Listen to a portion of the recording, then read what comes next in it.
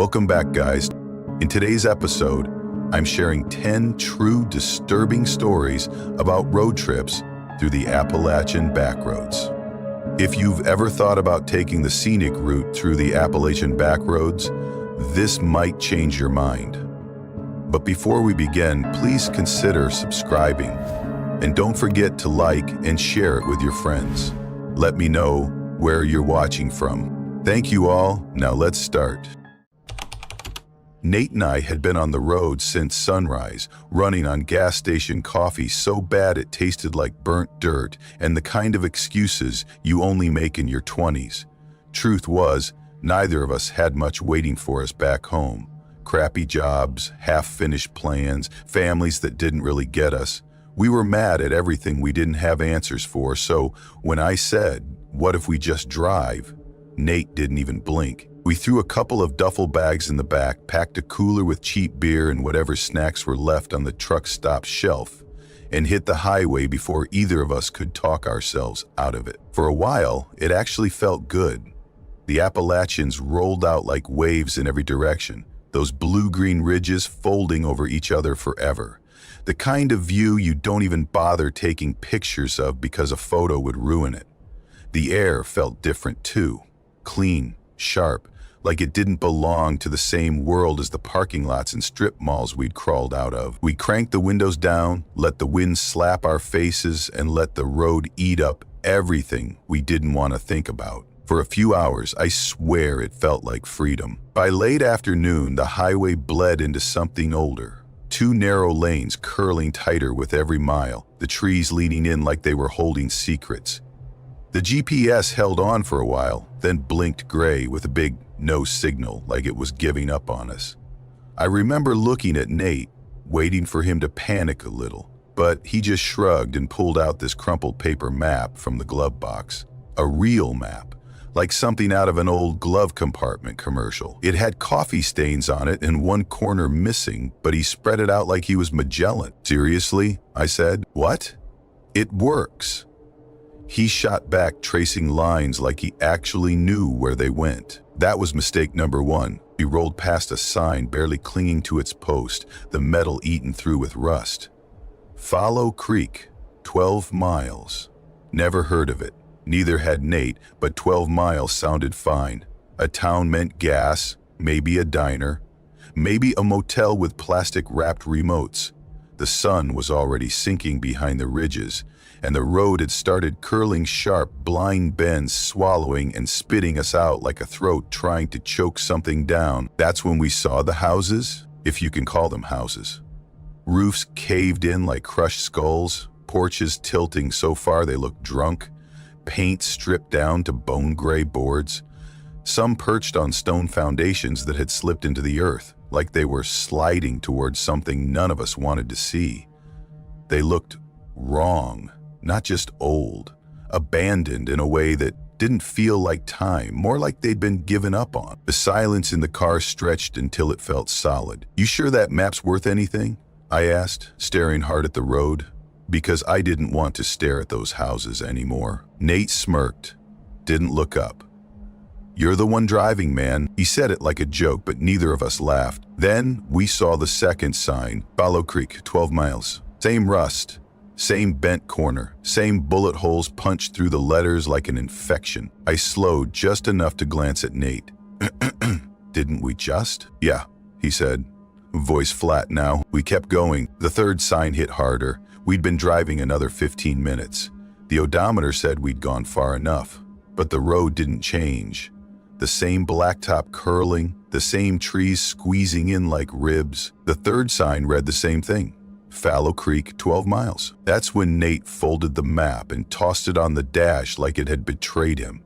He didn't say what we were both thinking, that this wasn't bad directions anymore. I pressed the gas harder. The road dipped into a hollow, the air turning damp and cold, like we'd driven into someone's basement.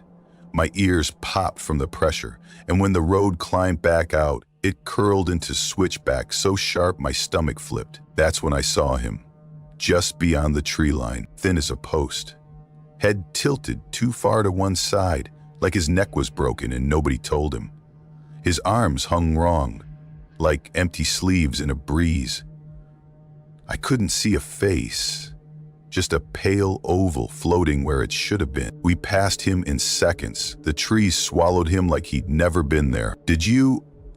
I started, but Nate's voice cut through mine. "Don't." His voice wasn't steady anymore. "Just drive." Neither of us spoke for miles. When the fourth sign appeared, I didn't even slow down, just stared at it as it slid through the headlights. Those same words burned into my brain. Father Creek, 12 miles. Something cracked inside me when the fuel light blinked on. I tapped the gauge like it was lying, but the needle didn't move. It had hovered just above empty for an hour, then dropped like a stone. "Can't be right," Nate muttered, but he sounded like he didn't believe it. The road was different now. I could feel it. The pavement rippled under the tires like something alive was shifting underneath. Cracks split wider than they should, black seams like open mouths. The trees bent lower, their branches knuckling against the roof with a slow, scraping drag. Then, headlights ahead, relief hit so fast it hurt. They swept wide around a curve, golden beams cutting through the dark. I almost laughed. Another car, finally. I blinked. Gone. No engine noise, no taillights, just the same empty strip of asphalt stretching into nowhere.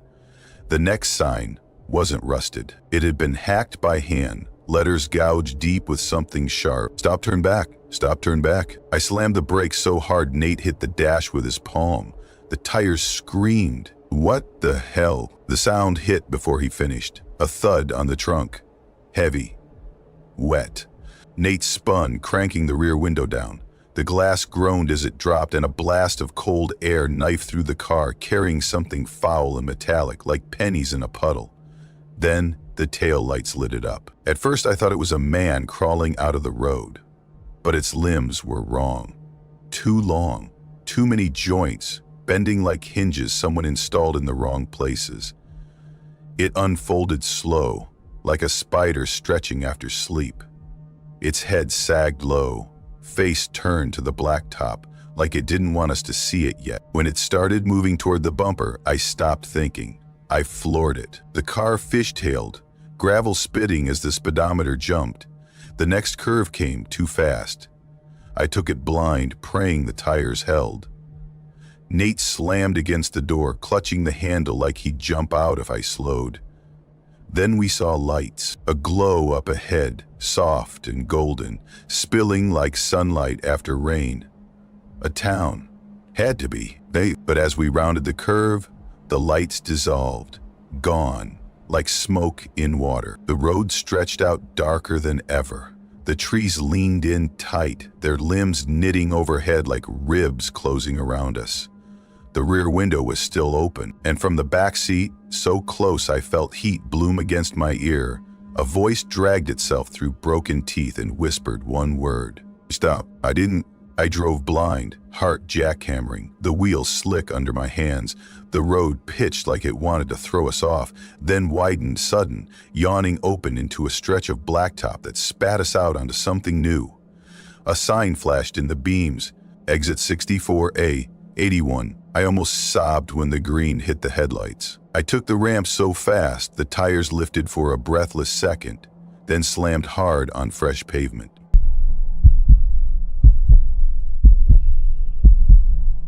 My first stop was this gas station on a lonely stretch of highway in southern West Virginia. I'd been driving for about 3 hours already and still had 5 more to go before I made it to my friend's place in Kentucky. Honestly, just me and my thoughts. It felt like a break from all the noise I'd left behind. From a distance, the gas station looked dead, not just quiet, dead. One old leaning sign out front, 2 gas pumps with paint peeling like sunburned skin, and a rusted canopy sagging so badly I wondered if it would cave in during the next storm. If there'd been any other option, I wouldn't have stopped. But my gas light had been glaring at me for the last 30 miles, and there was no telling when I'd find another place out here. Pulling in, the gravel crunched under my tires, loud in the silence. No other cars, no music leaking from speakers, no hum of conversation. Just empty. The inside wasn't much better. The air felt heavy, like a room that hadn't seen an open window in years. It smelled faintly of oil and something else I couldn't name. Maybe old wood that had soaked up too much time. A single fluorescent light buzzed above the counter, casting this weak, sickly glow that barely touched the corners of the room. Behind the counter sat a man with a newspaper spread out in front of him, gray hair cut short, skin that looked like leather. He didn't look up when I came in, didn't even twitch, just turned a page like I was invisible. I cleared my throat. "Pump still work?" He nodded without lifting his head. "Cool. Any faster way through the mountains? GPS keeps rerouting me." That's when he looked up. Just for a second. His eyes were this weird, pale color, almost washed out, like there was nothing behind them. I don't know why that hit me so hard, but it did. "To the main road," he said. His voice was low and flat, almost like he was whispering to himself, or like he didn't want anyone else to hear. I laughed because what else was I supposed to do with that? "Yeah, sure," I said, trying to make it sound like a joke. Paid for the gas, gave him a nod he didn't return, and walked out. The pump was slow, clattering with every pull of the trigger, like it was struggling to keep up. I kept glancing at the station windows while I waited. He didn't move, just sat there behind that counter, head down again like I'd never been there at all. First thing I noticed when I got back in the car was my phone. Signal was gone. Not weak, gone. Just an empty icon where the bars should be. I held it up toward the windshield like some idiot who thinks an extra inch of altitude is going to fix the problem. Nothing. Tried twisting it this way and that, still nothing. Whatever. Dead zones happen. At least I had the map downloaded. Even without data, the little arrow should keep moving. So I started the engine and pulled out, saying under my breath, half joking, "Stick to the main road." For the next hour, I barely saw another car. The road just wound deeper and deeper into the mountains, curling like a snake. Trees on both sides, thick and tall, closing in until it felt like the whole world was green and gray. Every so often, I'd pass a rusted mailbox with no house in sight, or a dirt track disappearing into the woods. It was the kind of place where you could vanish and no one would know for months. Did I miss the turn? Didn't even realize it right away. The GPS froze, and when I glanced down, the little blue arrow was just spinning in place like it was as lost as I was. I slowed down, scanning for a spot to pull off and turn around, but there was nothing. Just rock wall on one side and a drop-off on the other. So I kept going, telling myself the road would widen up eventually. That's when I saw the first car. It was parked at an angle on the right shoulder. Driver's door wide open, like whoever had been inside stepped out mid-thought and never came back. The paint was faded, the tires caked with mud. I slowed, instinct kicking in, expecting someone to come out of the trees and wave me down. But there was no one, just the car. As I passed, I looked inside. The keys were still in the ignition. I drove on, telling myself they'd gone for help. Maybe there was a house nearby I couldn't see through the trees. Still, the hair on the back of my neck stayed standing, and my hands gripped the wheel tighter. 15 minutes later, I saw another one. Same thing, driver's door open, empty. By now, my stomach had gone tight. My knuckles were white on the wheel. I wanted to turn around so badly, but there was still no place to do it. The road was narrowing, curling tighter, like it was funneling me somewhere I didn't want to go. Then came the third car. I don't even have words for the way my chest felt when I saw it. 3 cars, all abandoned the same way within a few miles. That wasn't an accident. That wasn't coincidence. I pressed harder on the gas, watching the trees blur past. And that's when I saw him, sitting in the center of the road, just standing there, facing me, arms hanging loose at his sides, head tilted slightly, like he was trying to figure out what I was. I hit the brake so hard the seatbelt slammed across my chest. My first thought was maybe he needed help. My second thought was that he didn't. I cracked the window an inch and called out, "You okay?" Nothing, not a blink, not a twitch. 5 seconds passed. Then I threw the car in reverse and floored it. gravel spit out from under the tires. He didn't move. Didn't even turn his head as I backed up so fast I nearly clipped the guardrail. When I finally dropped it into drive and gunned it, I checked the mirror once. He was gone. The next 30 minutes were a blur. Blind turns, gravel shoulders that didn't look safe enough to trust. The sky was dimming fast, like someone had started pulling the plug on daylight. Every curve, I expected him to be there, or worse. More figures, waiting. Finally, I found a pull-off, wide enough to turn without tumbling into the ravine. My hands were shaking as I spun the wheel, gravel spraying everywhere. I was halfway through the turn when my headlights swept across the clearing ahead. That's when I saw them, all 3 cars, parked side by side now, neat as if someone had lined them up on purpose. Their doors were closed. I didn't even think. My body moved before my brain did, slammed the gas so hard the tires screamed, fishtailing before they caught. I didn't look back, not once. Just kept my eyes locked on the thin gray ribbon of road, like staring hard enough would keep it from twisting into something worse. When I finally saw the lights of the highway again, I didn't stop for anything. Not gas, not food, not even when my hands cramped around the wheel. I drove until I hit the state line and found a real town with real lights.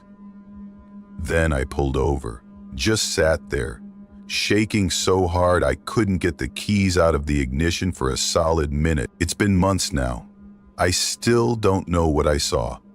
I don't even try to explain it anymore.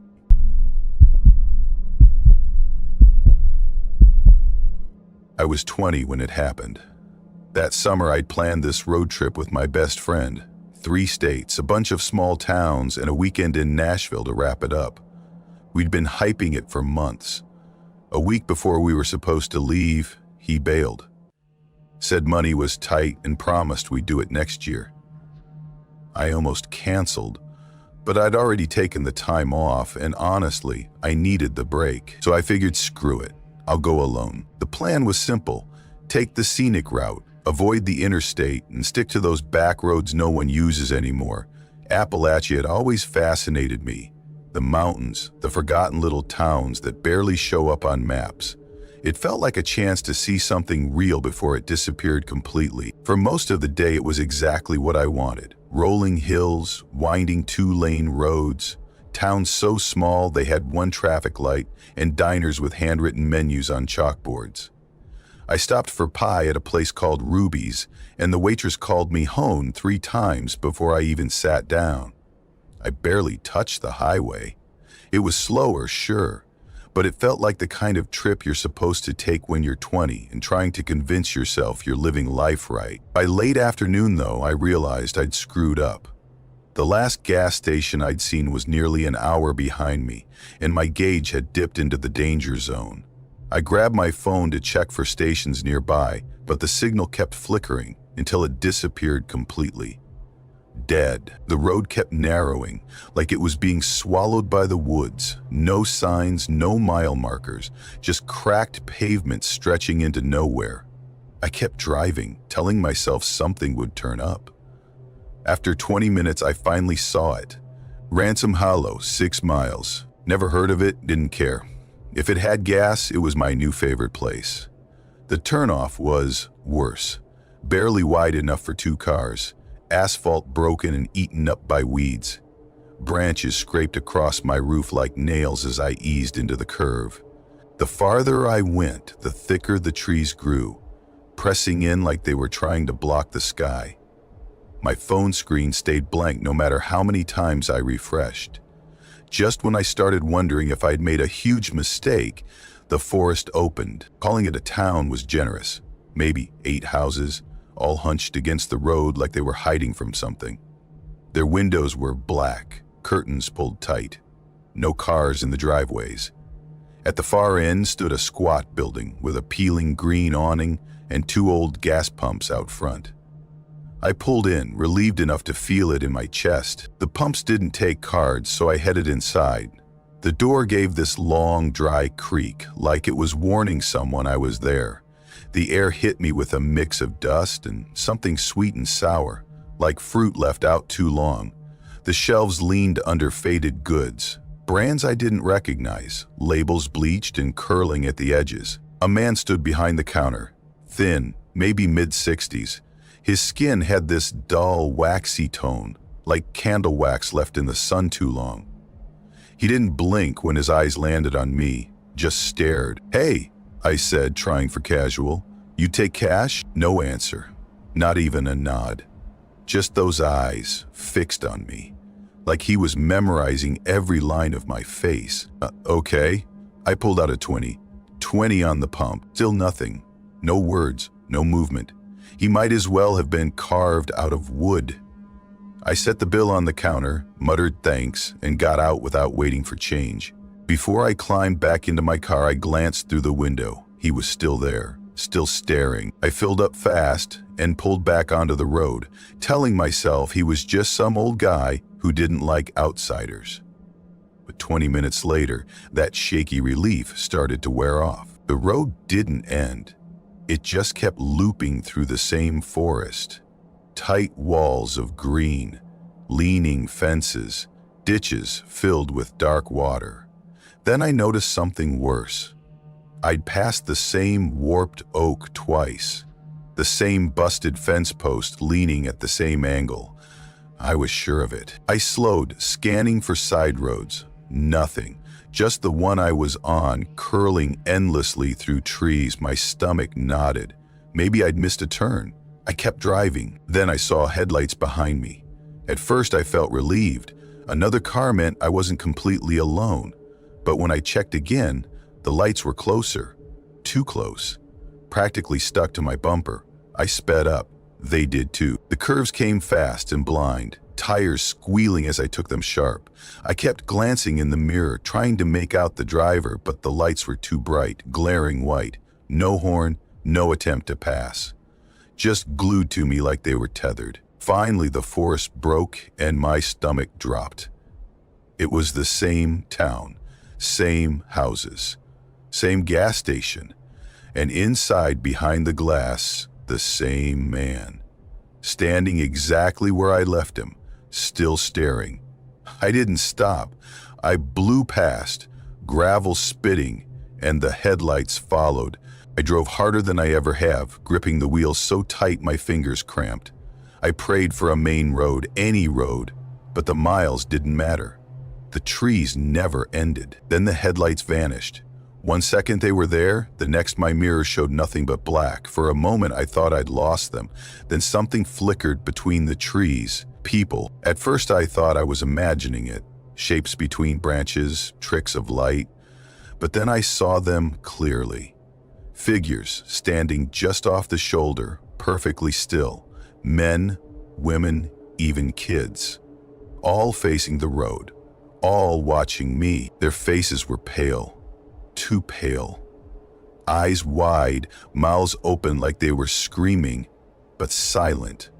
I stopped looking after the third one. I kept my eyes locked on the road and drove until my gas light came on. That's when real panic hit. I was out of time. I'd been flooring it for what felt like an hour and got nowhere. No phone signal, no help. The needle was dropping by the mile. Then the trees broke again, and I knew before I saw the sign. Ransom Hollow. I slowed without meaning to. The gas station was waiting, awnings sagging, windows black. The man was still inside, a pale shape behind the glass. But something was different. The metal cash box was gone. In its place, a piece of paper propped against the window. The words were scrawled in jagged black marker. "You can't leave until you've been hollowed." My hand shook so bad I almost dropped the gear shift. Then the headlights flared in my mirror again, brighter than before, barreling toward me fast. I slammed the gas pedal down. I don't know how far I drove after that. The road twisted and twisted until my eyes burned and my body shook from adrenaline. Then, like snapping out of a nightmare, I saw it. The interstate. Daylight was breaking when I hit the highway. My tank was past empty. I pulled into the first truck stop I saw and sat there for half an hour before I could even move. I looked for Ransom Hollow, later, Maps, online, everywhere, it doesn't exist.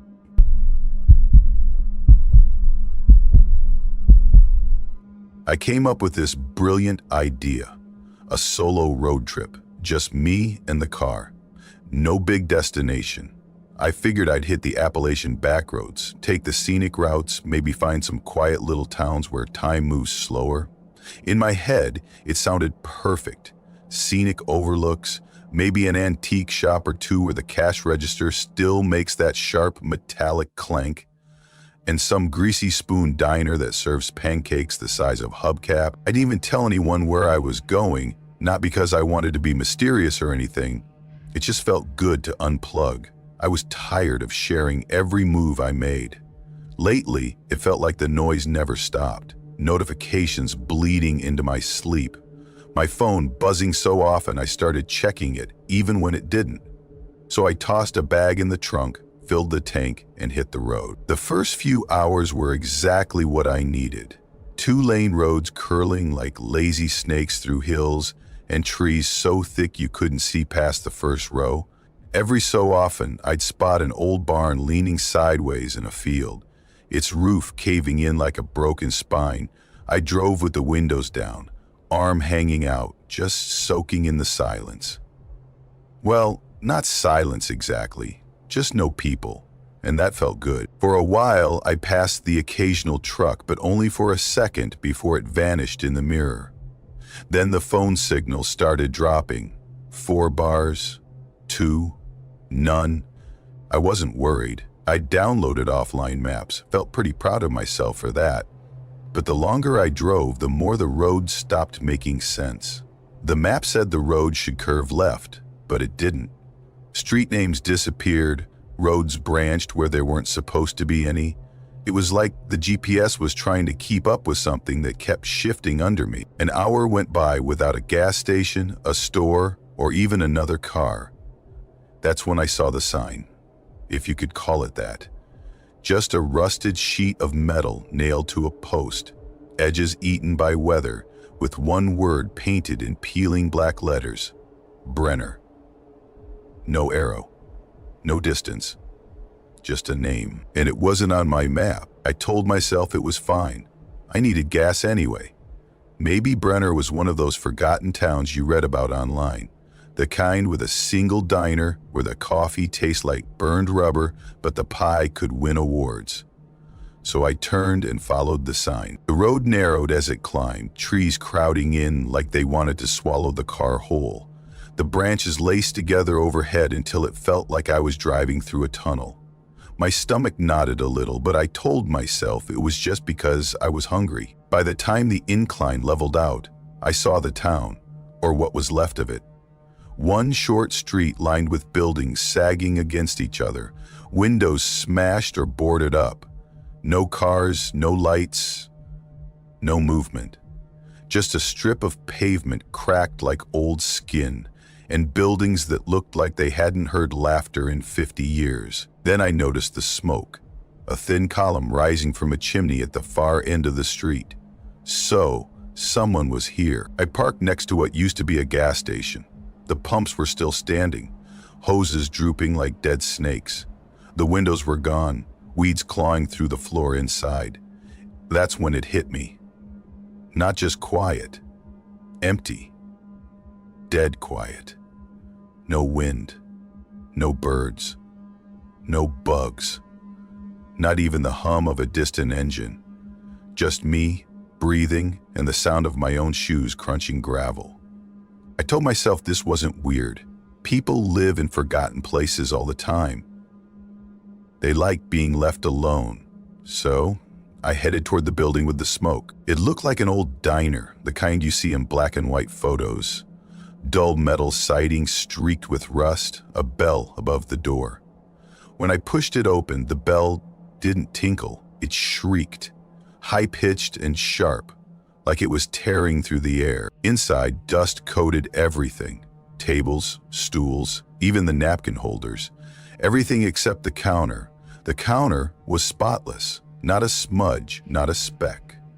And behind it stood a man, tall and wiry, clothes faded like they'd lived a few extra lives, button-up shirt, suspenders hanging off bony shoulders. His eyes were pale, so pale they looked like someone had drained all the color out of them.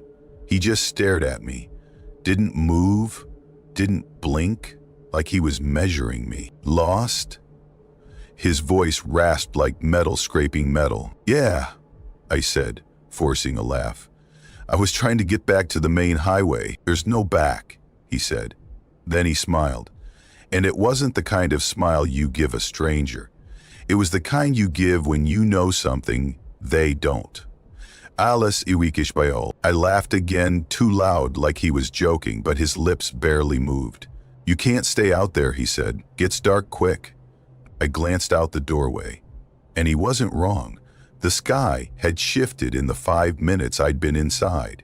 Heavy clouds pooling over the hills, shadows stretching long and jagged across the street. "Is there a main road nearby?" I asked, trying to keep my voice steady. He didn't answer right away, just reached under the counter, slow, and set down a ring of keys. Old things, big and rusted, dangling from a bent loop. The clink was so loud it made me flinch. "Or the cabins?" he said. "Best lock the door before dark." "I'm not staying," I said, stepping back. His smile didn't move. "You are?" The bell above the door chimed behind me. Someone else had come in. Big guy, broad shoulders, hat pulled low so I couldn't see his face. Then a woman slipped through behind him, her dress the color of bone, her bare feet leaving wet prints on the tile. Then another, and another, until the diner was full. Silent, staring, faces pale and hollow, like something had scooped them out and propped them back up. I ran. The keys hit the floor with a metallic clatter as I shoved through the door and bolted for my car. The air outside felt thick, like running through water. Behind me came the scrape of shoes, then the pounding of feet. Fast. Too fast. I dove into the driver's seat, jammed the key into the ignition, and begged out loud, "Come on!" The engine groaned, coughed, then roared to life. In the rear view, they were there, lined across the street, still as statues.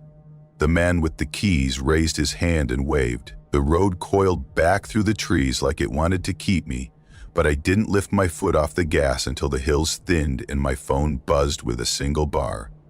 I almost cried when it did. Later, I checked the map, scrolled every inch. Brenner wasn't there.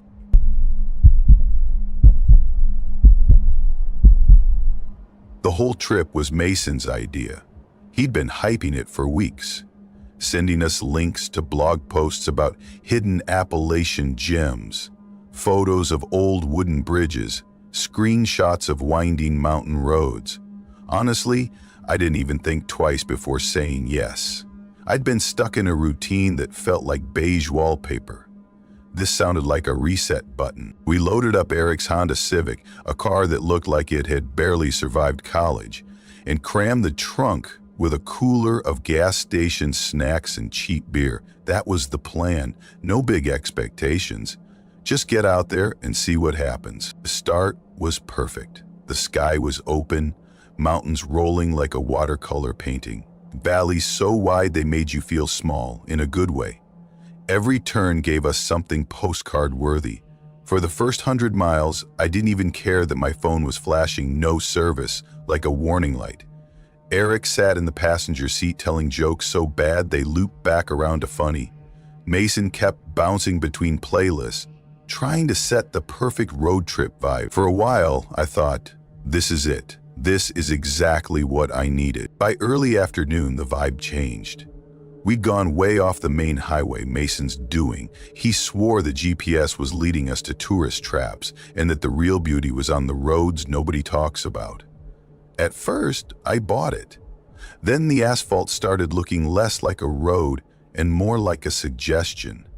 Cracks split across it like veins, and the center lines faded to ghostly streaks. Tree branches dipped lower, tangling together above us like the woods were leaning in for a better look. "This doesn't even look like a road anymore," Eric muttered. His voice had that edge, the one that means the joke's over. He wasn't wrong. It felt wrong. My phone had no bars, Mason's had died an hour ago, and Eric's GPS locked up before flashing to some glitchy static screen and quitting for good. We kept going because what else could we do? No pull-offs, no safe spot to turn around. The ditch on either side looked hungry, and the idea of backing up that whole way blind? Forget it. So I told myself it was just a detour, a story for later. But then I noticed the trees. At first, it didn't register, just this itch in my brain like something was off. Then I slowed for a tight curve and saw it. Every tree along the road had been cut. Not chopped down, marked. Deep angled slashes carved into the bark at chest height, all slanting the same way. Not random damage, deliberate. Every single one facing the road. Trail markers? Eric leaned closer to his window, squinting. For what? Mason said from the back. There's no trail here. He was right. Nothing but an unbroken wall of trees on both sides. And those marks?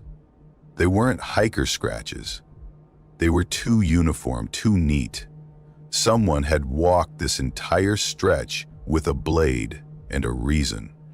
Nobody said much after that. The road squeezed tighter, like the forest was trying to swallow it whole. Branches scraped the roof and clawed at the sides of the car, a dry screeching sound that made my jaw ache.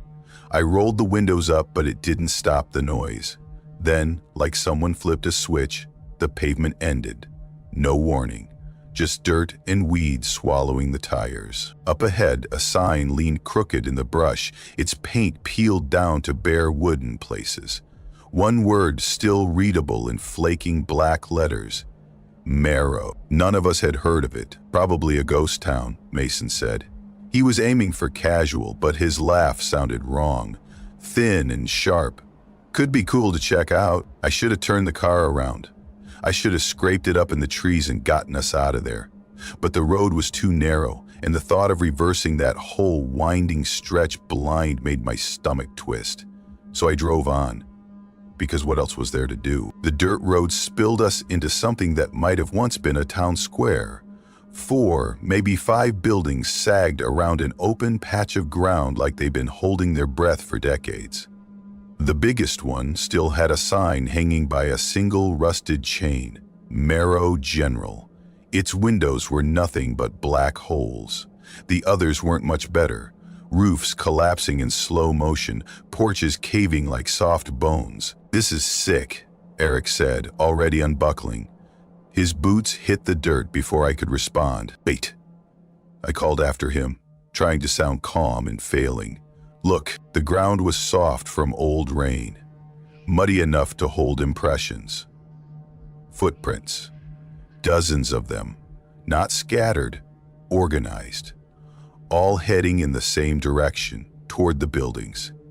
Every single one pointing in, none leading out. Guys, I said, my throat dry, we need to leave, now. They didn't listen. Mason was already grinning, swinging his door open. 2 minutes, he said, you'll live. Then they were gone, boots crunching toward the general store. The door didn't even creak when Mason pushed it open. It just swung wide like it had been waiting for them. I stayed in the car. My hands were welded to the steering wheel, knuckles white. I kept flicking my eyes between the road ahead and the rearview mirror. That's when I saw it. Movement between the trees, maybe 30 feet back. Something pale slipping from trunk to trunk. Then another shape farther down, too quick to get a good look, but there, definitely there. My pulse went haywire. I cracked the window an inch and yelled, Eric, Mason, now. Silence. I climbed out. My legs felt rubbery, like they might fold if I moved too fast. I took one step toward the store when I heard it. A sound I can still hear if I close my eyes. Wet. Slow. A chewing noise, like teeth tearing through raw meat. It came from the woods, behind me. I turned. Shapes stepped out of the tree line. Not people. Not anything I knew. Their limbs were too long, joints bending in ways that made my stomach drop. Their skin was pale, stretched too thin, almost gray, like paper left in the sun too long. Where faces should have been were pits. And the mouths, God, torn too wide, stuffed with teeth that didn't belong there. They didn't rush. They didn't have to. They just drifted closer, slow and certain, like they already knew how this ended. I ran for the store. Inside was worse. The smell hit me first, heavy and rotten, thick enough to coat my throat. Shelves sagged under jars filled with things I didn't want to identify. Dark shapes floating in syrup the color of old blood. But that wasn't what froze me. It was the back wall. It wasn't wood, it was skin, stretched tight, nailed across beams like canvas. Words carved into it, deep and uneven, still wet in places. I didn't read them. I couldn't. Eric appeared at my side, whispering, "We have to go." His face looked wrong, like it had been drained of color. The chewing sound was inside now. I didn't look for the source. I grabbed Eric's arms, screamed for Mason, and bolted. We tore across the dirt. Mason came out of nowhere, sprinting full tilt, eyes wild. He dove into the back seat just as something gray and long-fingered scraped the car door. I didn't check the mirror. I didn't breathe. I slammed the gear into drive and floored it. Trees whipped past, dirt spraying like smoke. When the pavement finally reappeared under the tires, I could have cried. But I didn't stop until I saw lights, a gas station glowing like heaven on the county line.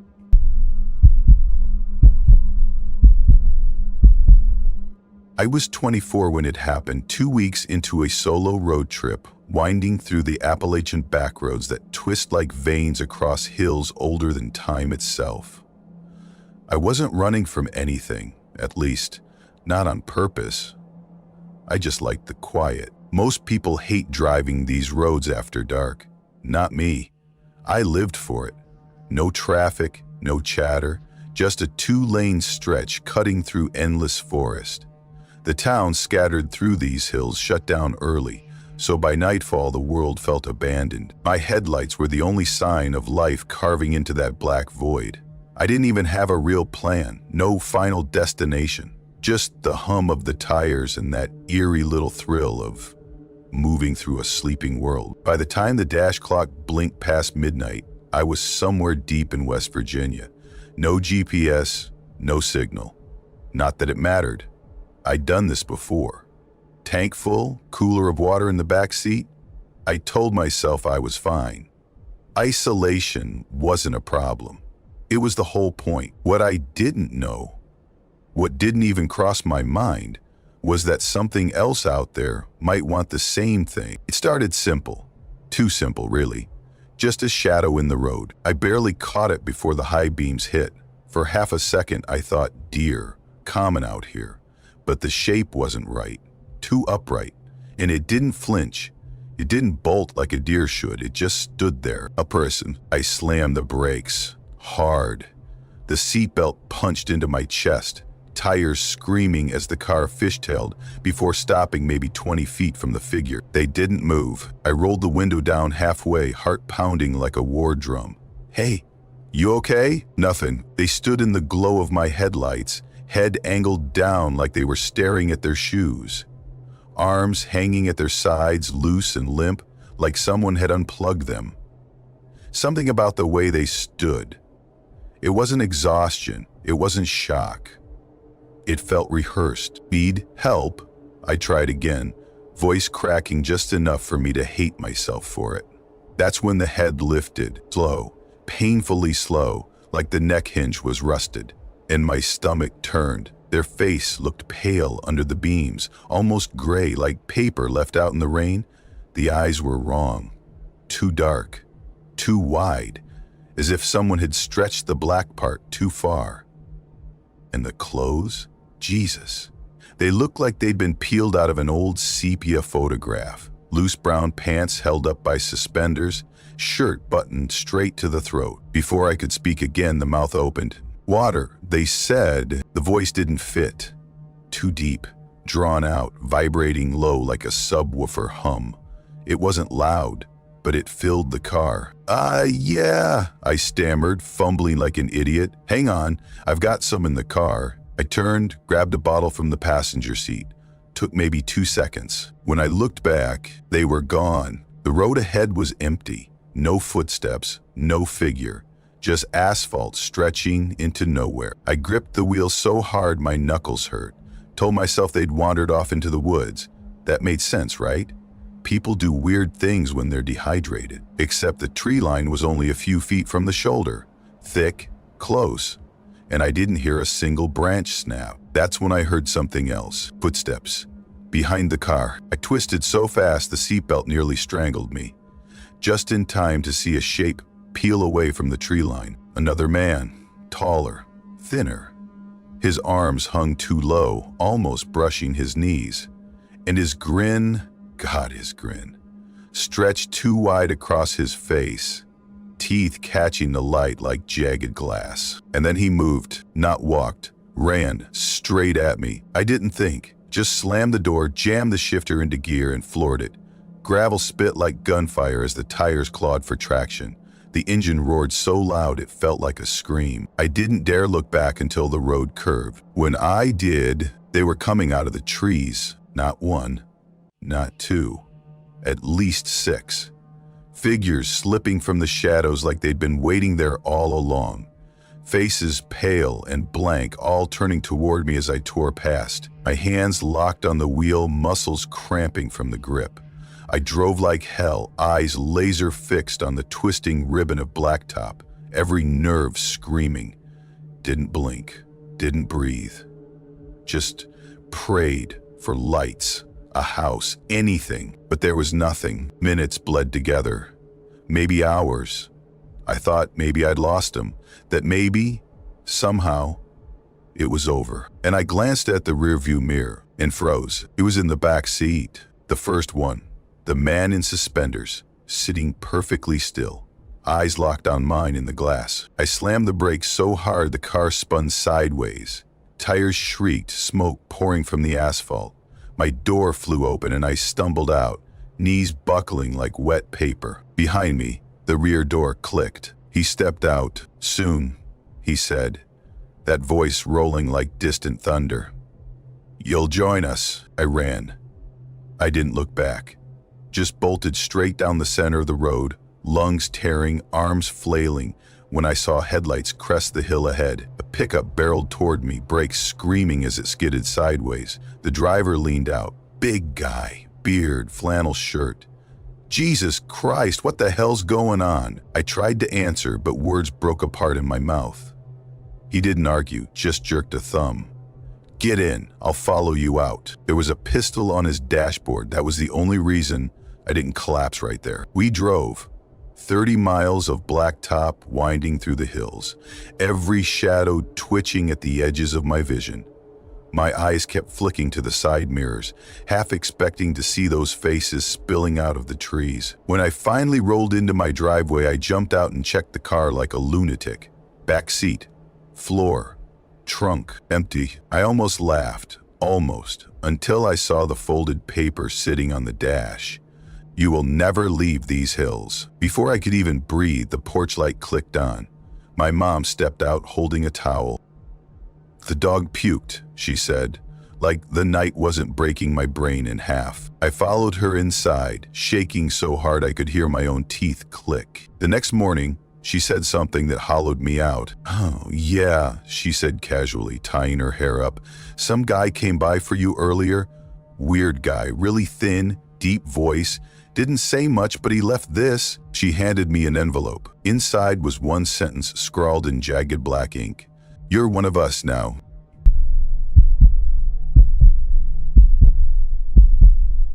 I was 29 when it happened. My husband and I had talked for years about taking those long, aimless drives. We wanted quiet. We planned it for weeks, packed light, and left before sunrise on a Friday in early September. That first morning felt exciting, like we were finally doing something we'd always talked about. The first couple of days were everything we'd hoped for. Those endless rolling hills that looked like blue waves stacked on each other, diners with menus written in faded marker, and pie that someone's grandmother probably baked an hour ago. Even the gas stations felt friendlier, like people still cared where you were headed and what you were doing out there. By the third day, we were hooked on the back roads. I was the one who suggested ditching the highway completely. The GPS showed this thin, gray line cutting across 2 states, and I can't even remember the name now. Something like County Route 17, but it looked like the kind of road you only find if you zoom in too far. It promised a scenic route. I thought that sounded perfect. 5 minutes after turning off, the pavement narrowed and started showing its age. Cracks spider-webbed through it, patched half-heartedly with strips of gravel. The trees crowded in on both sides, leaning so close their branches brushed the roof now and then, like they wanted the road back. For a while it was fine, peaceful even, but after 20 miles I noticed something I didn't understand until later. The silence. Not quiet, silence. It hit me when we pulled over so I could stretch. I stepped out expecting to hear the usual country noise. Cicadas, crickets, birdsong, maybe the wind stirring the leaves. Instead, all I heard was the soft tick of the engine cooling down. No breeze, no rustling, not even a distant insect. It was like the world had gone flat, like someone had muted everything. My husband cracked a joke about nature giving us the cold shoulder, but I couldn't shake this weird heaviness. I kept looking at the trees like I expected something to step out. 10 more miles, and the road started coiling into sharp switchbacks. We hadn't seen another car in over an hour when it appeared, an old white sedan, crawling along like it didn't care about time.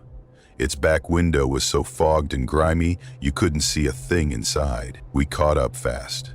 My husband eased out to pass, but as soon as he did, the sedan swerved left, cutting us off. Not wildly, just enough to make it clear we weren't getting by. He dropped back, tried again, same thing, smooth, controlled, like whoever was driving wanted to make a point. Maybe they're drunk, I said, but I didn't believe it. Drunk drivers don't anticipate your moves that perfectly. On the third try, the sedan drifted to the right and slowed to a crawl, like it was finally giving up. My husband gunned it. I told myself not to look as we passed. Of course I did. The driver was hunched so far forward over the wheel, it didn't look right, not like someone leaning in to see the road better. This was bent and twisted, like their spine had given up on sitting normally. Their face was in shadow, but I saw pale skin, too pale. When we pulled ahead, I checked the mirror. Empty road. Not fell back behind a curve, empty. Just gone. I told myself there had to be a turnoff we missed, but the next 20 minutes proved me wrong. That road was a curling ribbon through the hills, no side roads, no driveways.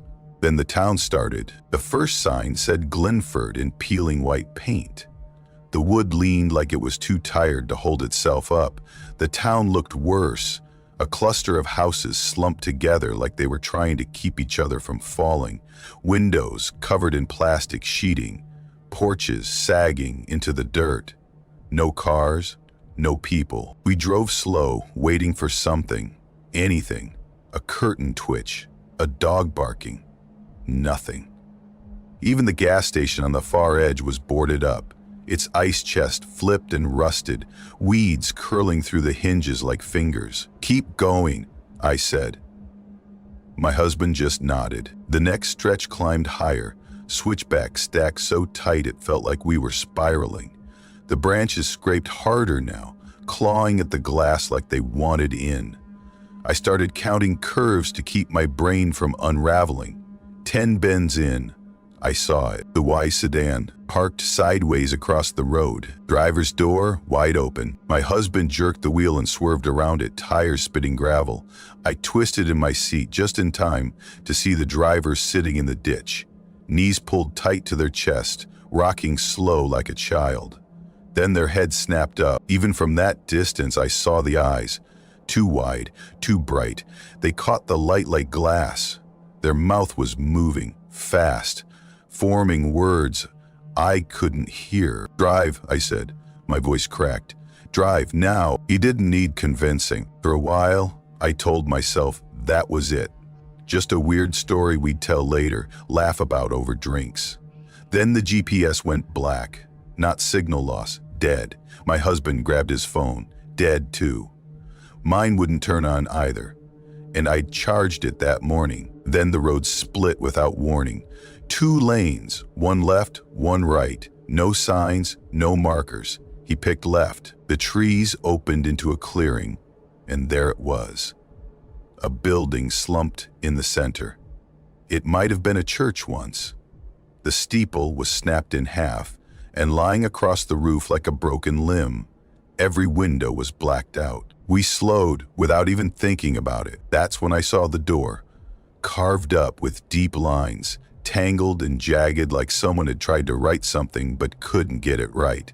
Not letters, not numbers, just shapes, stacked and repeated. "Don't stop," I said. My throat was so tight the words barely made it out. He hit the gas. The car lurched forward, then died, like something had ripped its heart out. We sat there, breathing loud in the dead air. Then came the sound, soft at first, like something dragging through leaves. Footsteps from behind the building. Then, from the trees, more of them, circling. I looked at him. He looked at me. We didn't speak. We didn't need to. If anyone stepped out of those woods, we weren't leaving. I slammed the lock button hard enough to bruise my thumb. He twisted the key again. Nothing. The footsteps grew louder, slower, deliberate. Then the driver's door yanked outward, hard. The lock should have held. It didn't. Something had popped it. My husband threw his shoulder into the door and shoved it shut. I hit the lock again just as something curled over the top of the glass. And gray with dirt, nails splintered down to nothing, pressing so hard it left smears. The engine roared to life like nothing had happened. My husband floored it. Gravel shot like sparks under the tires. I didn't look back, not once. We didn't stop until we hit a highway.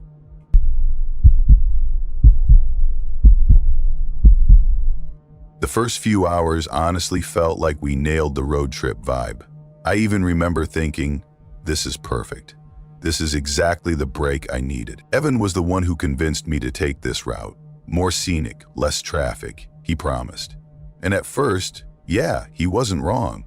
For the first 100 miles, it was gorgeous. Ridges rolling off into forever. Tree lines so dense they looked like green walls, and valleys carved so deep it felt like the earth had just decided to split open in spots. But you know how sometimes beauty starts to feel oppressive, like too much of a good thing?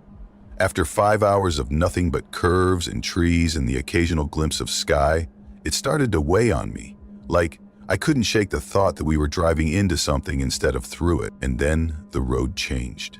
Suddenly at first, the hills stretched taller, the curves tighter, but after a while it felt like the trees were closing in, swallowing the road.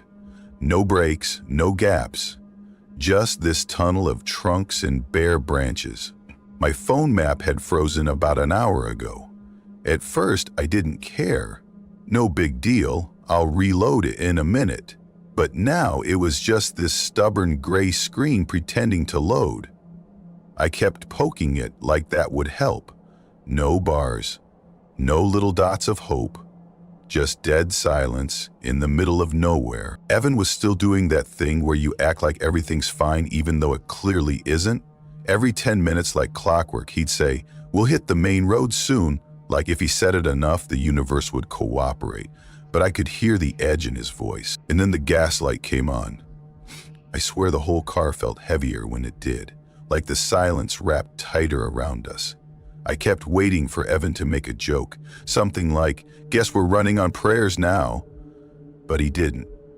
He just gripped the wheel harder, knuckles so white they looked like they'd pop. That's when we saw it, the sign. It was nailed to this splintered post that looked like it had been standing since before roads were invented. Paint almost gone, just these sad flakes clinging on. But the letters were still there. Cold Hollow, grocery, 1 mile ahead. Evan sat up like a kid hearing an ice cream truck. "Finally," he muttered. I could drink a gallon of water right now. I didn't say anything, but I felt relief too. 1 mile? Sure, we could crawl a mile if we had to. The letters were faded and the arrow was crooked, but it was hope. And hope feels like oxygen when you're running out of gas. So we drove. 1 mile passed, then 2, then 3, and nothing. No grocery store, no houses, not even a freaking mailbox. Just road stretching ahead like some cruel joke. Maybe we missed it, I said. Tried to sound calm. My voice cracked anyway. Evan didn't answer. Didn't slow down. The trees were pressing in tighter now, branches curling overhead like claws, and the light outside, it wasn't dark yet, but it was that weird gray hour where everything looks off, like reality has bad lighting. I opened my mouth to suggest turning around.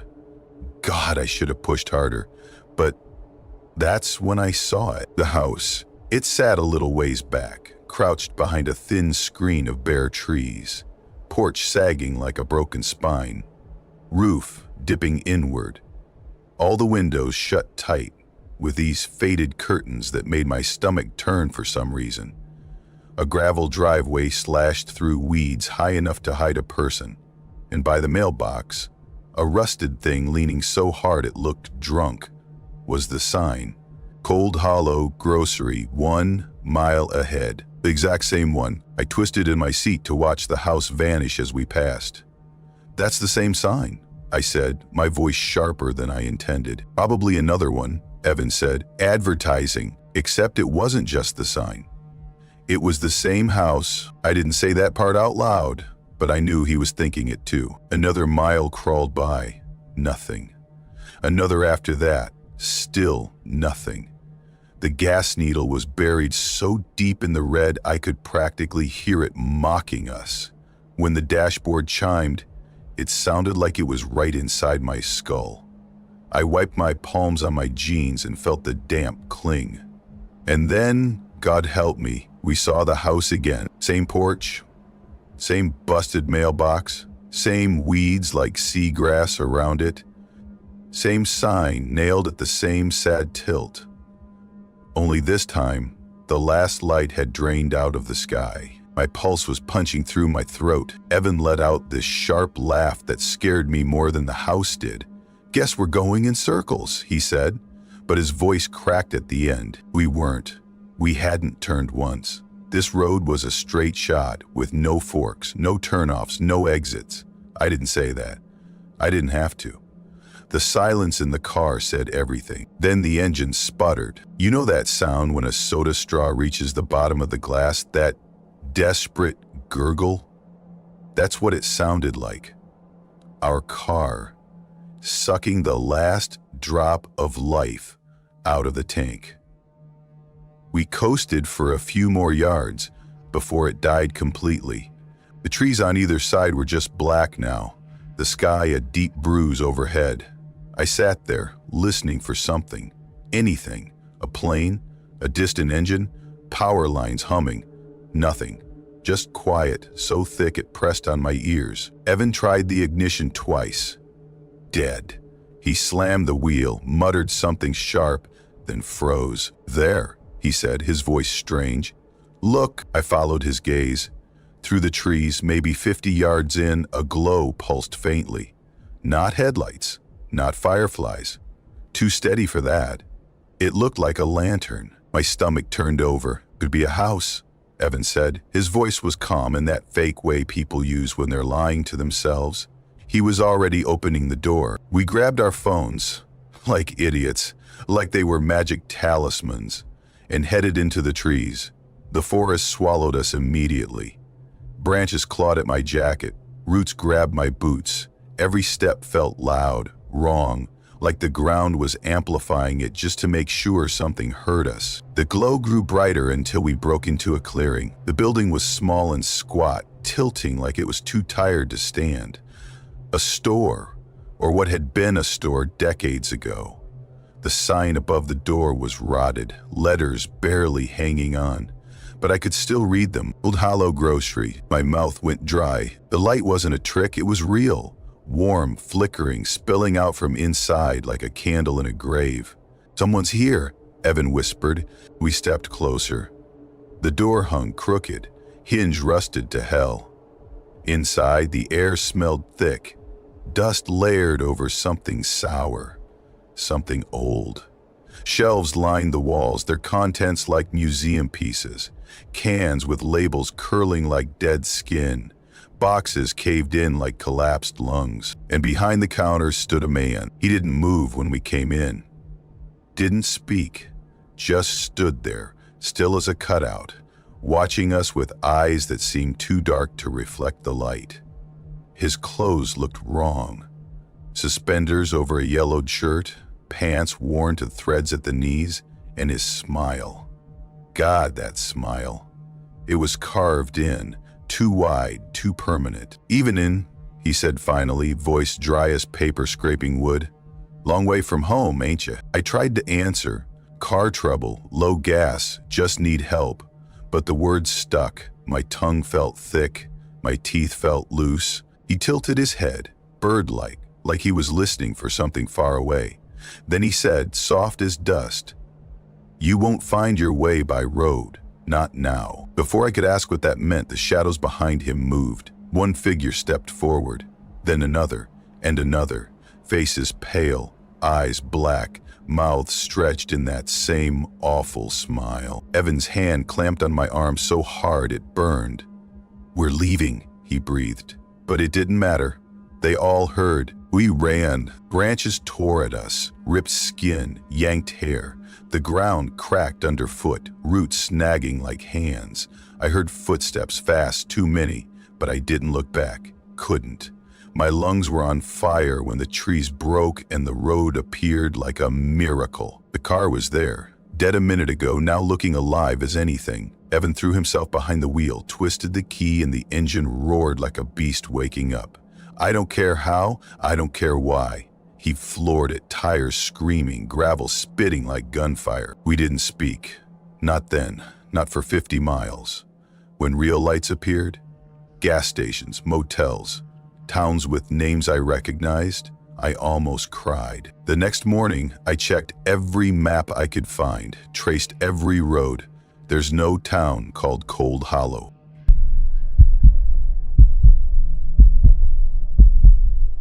So I did what I thought might help. I took a week off work, threw some clothes and snacks in the backseat, and just drove. No real plan, just this idea in my head that I needed space and silence. Appalachia sounded perfect. Mountains, endless roads, no one breathing down my neck or asking what's wrong. Just me in the car. I left before sunrise, figuring 2 long days of driving would get me to the little rental cabin I found online. Day 1, pretty uneventful. Highways and chain restaurants, podcasts keeping me company while I counted mile markers. I even convinced myself I was starting to feel lighter. But the second day, that's when it all shifted. The roads changed first. No more straight, flat asphalt. Suddenly it was all rolling hills, thick forests, and curves sharp enough to make my stomach lurch. Beautiful in that postcard way, but isolating too. These were the kinds of roads where you could drive 20 minutes without passing another car. Honestly, that's what I wanted. Pure isolation. But in the moment, it felt heavier than I expected. Around late afternoon, I stopped for gas at this little station that looked like it hadn't changed since the 60s. 2 pumps, paint peeling off the walls, a hand-painted open sign barely clinging to the door. The guy behind the counter didn't even look up when I walked in. I paid and asked him the best way to get to Blue Ridge. He shrugged, chewing on something, and muttered, "Plenty of ways," then jabbed a finger toward the road I was already on. "Keep to the main." I should have listened, but no. I looked at my GPS and saw a little gray line, a shortcut that would save me 30 minutes, and thought, why not? The road wound deep into the mountains, a tight little thread twisting through green nothingness. The first few miles were fine. The asphalt looked a little cracked, but nothing major. Then the cracks grew, spiderwebbing everywhere. The shoulders shrank until there were none. And then, without me even noticing the moment it happened, The bars on my phone disappeared. Zero signal. I told myself it was fine, just a road, no big deal. But something felt wrong almost immediately. The forest closed in like a tunnel. Trees leaning so close it was like they were pressing against the glass. No houses, no signs, no sound but the hum of my engine. And the road. God, the road. Looked like it hadn't seen a county truck in decades. Moss crawled up from the edges, asphalt eaten alive by green. For a few seconds, I caught myself checking the rearview mirror, half expecting to see someone behind me. But it was always empty, just the same cracked pavement dissolving into distance. Then I saw the house. It came out of nowhere, hunched at the edge of the road like something that had been left there to die a long time ago. Roof sagging in the middle, shingles curling like dead leaves. Every window was boarded from the inside, like someone wanted to keep something out, or in. And in the yard was a swing. Rusted chains, wooden seat, barely moving. Just a slow sway like the air itself was pushing it. I slowed down without even realizing I'd done it. And that's when I saw what was sitting on it. Not a kid, not a mannequin, a doll. Big, almost the size of a child. Filthy gingham dress, fabric stiff with dirt. Its head lolled to the side at an angle, no neck, real or fake, should bend. But the eyes, that's what I can't get out of my head. Glass, but cloudy. Like they'd gone blind a long time ago. I didn't stop, didn't even look twice. I just hit the gas and told myself it didn't matter. Appalachia's full of weird stuff like that. About 10 minutes later, I hit a fork in the road. Two dirt paths splitting like broken branches. My GPS, still dead. Just a blank map mocking me. And that's when I saw the sign, not official, not even metal. Just a plank of wood nailed to a post. Words carved deep and rough, like someone hacked them out with a knife. Things, keep left, that was it. No mile marker, no left to town or right closed. Just those two words. Something about it made my skin crawl. Why phrase it like that? Why not give me an actual reason? I sat there too long, engine idling, staring at those words. The trees felt closer, like they were listening. So I obeyed. I turned left. The road changed almost immediately. Asphalt gave way to dirt, loose gravel grinding under my tires. The climb got steeper. The forest pressed even tighter, branches clawing overhead. And the light, it was bleeding out of the sky fast, shadows pooling in every dip. No signs, no houses, nothing but the crunch of tires and this growing knot in my gut. I told myself I'd turn around as soon as I found a wide spot, just a few more bends. Then I saw lights, two of them, faint, swinging like lanterns. I slowed down, heart banging so hard it felt like my ribs were rattling. The lights moved, closer together than apart, like whoever held them was pacing. And then they stepped into my headlights, 4 figures, barefoot, clothes so old they looked like something out of a history book.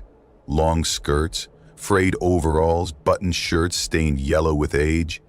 Each one held a lantern, and each wore a mask. Not plastic, not store-bought. These were carved from wood, rough, splintered, with holes hacked out for eyes and mouths.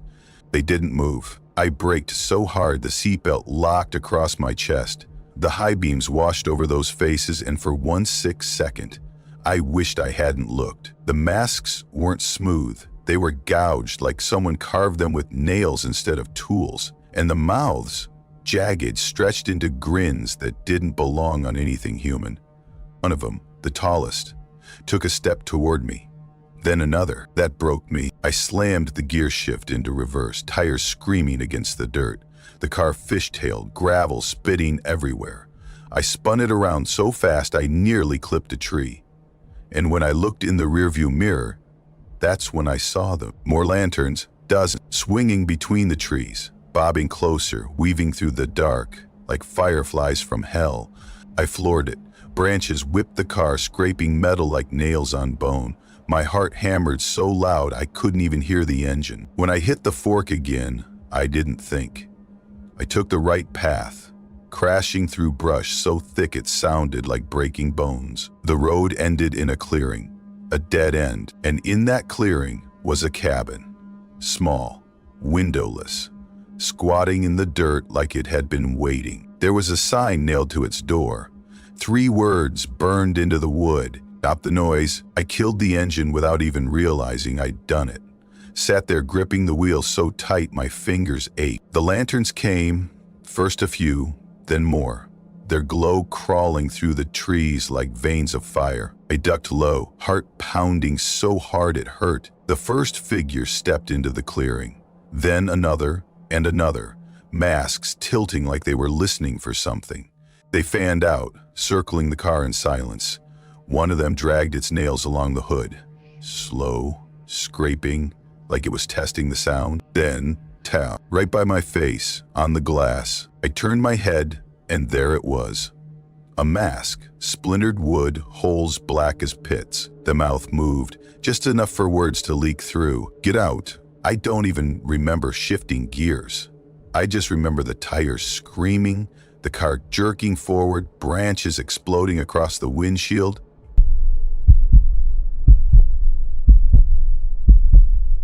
My name's Kale. I didn't have a reason to take the long route. I've done it too many times. This time, I wanted something different. Something quiet. So I punched avoid highways into the GPS and let it do its thing. It gave me a ribbon of back roads curling through the Appalachian Mountains. And when I say curling, I mean curling. Sharp turns stacked on each other like someone tied the road in knots. No gas stations, no lights, barely any signs, just miles of blacktop cutting through hills thick with trees. When I started, it was late afternoon, the kind of light that makes everything feel calm. And at first it was nice, just me, the hum of the tires, and trees so thick they looked stitched together. No cars, no chatter, no white noise. I felt like I'd driven out of the world. Then I noticed how dark it was getting. One of those quick changes where the day doesn't fade, it just drops. I glanced at the dashboard clock. 6:12 p.m. I kept glancing at it because after a while it was still 6:12. 10 minutes later, same. 20 minutes, same. I laughed at first. I mean, come on, old car clock glitching out, not a big deal. But when I checked my phone, it said the same thing, 6:12. And that's when this little prickle went up my neck. Because, okay, maybe the car clock's busted, but my phone too? Weird. I should have turned around. I didn't. I told myself it was some daylight saving bug or maybe the mountains were messing with GPS time. People post about that stuff online, right? So I kept going. The gas gauge dropped to half, then a quarter. Still no sign of life.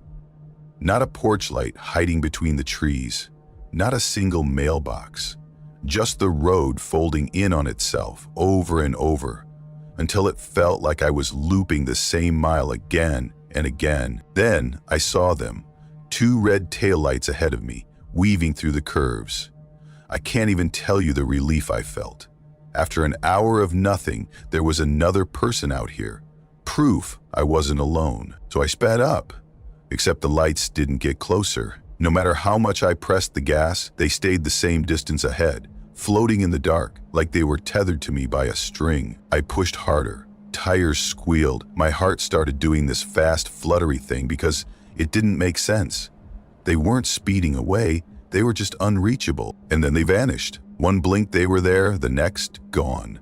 I slowed down, crept around the bend with my high beam slicing through the trees. That's when I saw it. A car, pulled over on the shoulder. Same taillights. Dark now.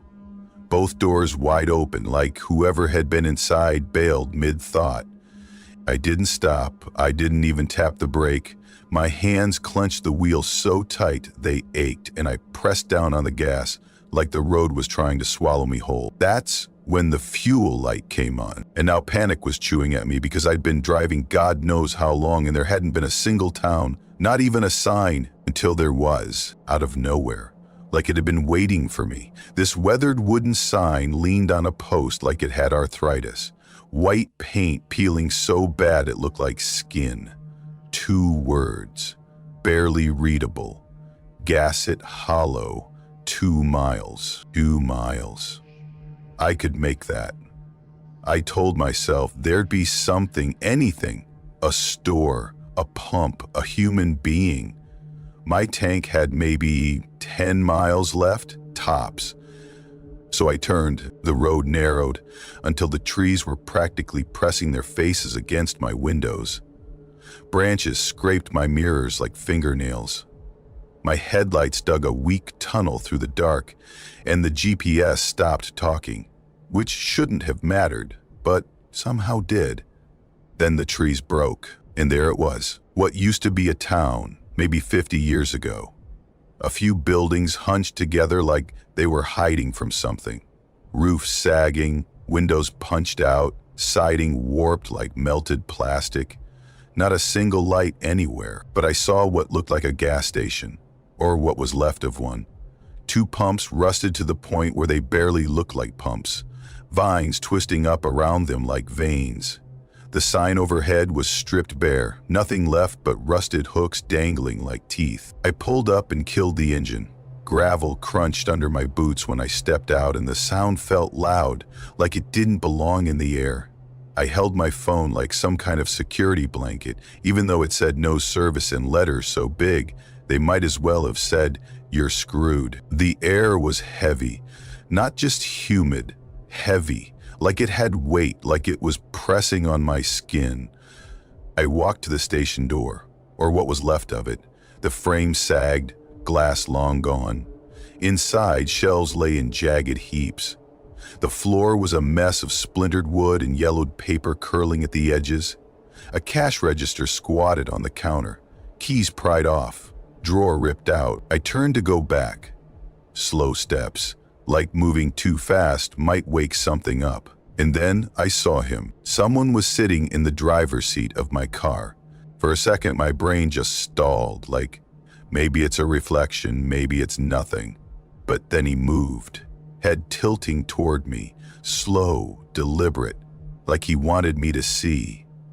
The roof line cut his face in half, but I saw his hand. Long fingers sliding over the wheel, resting like they belonged there. I couldn't move, couldn't breathe. The world felt pinned. Then he smiled. I saw that before anything else.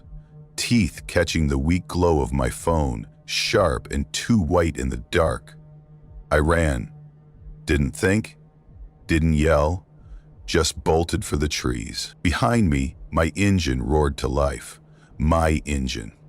Headlights detonated across the clearing, washing the trunks in gold as I dove into the woods. Branches whipped my arms, thorns shredded my jeans. I ran until my lungs felt like they were filled with fire, until my throat was raw, and still I kept going because I could hear gravel spraying somewhere behind me. Then, silence. No headlights, no tires. Just the forest swallowing everything. I didn't stop, not until the ground tilted down and a road unrolled below me. Not the same road, a real one, alive with cars sliding past like silver fish. I stumbled out, waving like a lunatic. A sedan slowed, and this woman leaned out, her face creased with worry. "You okay?" she asked. I nodded, because the truth was too heavy to explain. She drove me to the next town. I didn't go back for the car that night.